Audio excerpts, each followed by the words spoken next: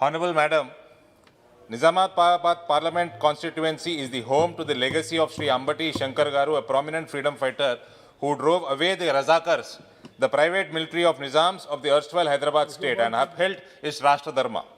But today, sadly, Nizamabad has become a hub of anti-India activities supported by the TRS-led Telangana state government.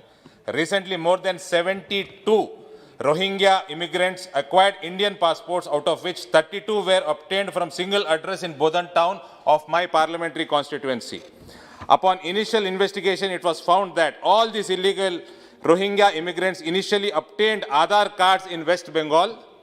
Further investigation pointed towards the fact that the state police department was hand in glove with these illegal Bangladeshi Rohingya immigrants, and that few police officers who went for police verification for the purpose of issuance of passports didn't perform their rightful duty. According to various media reports, it has been discovered that even voter identity cards have been found in possession of these illegal Bangladeshi Rohingya immigrants.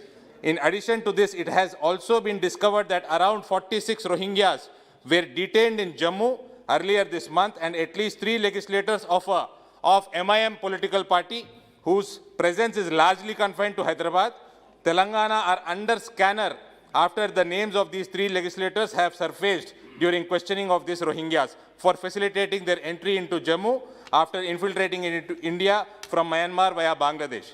It can also be construed that the fact that police department was acting on behest of TRS and AIMIM against peace and harmony. This is serious issue of the Telangana state government compromising with the national security.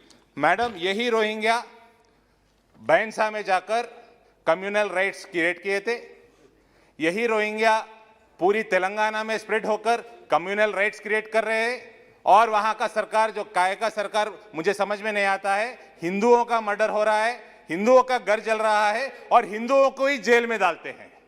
ऐसा सरकार केसीआर सरकार चल रहा है तेलंगाना में.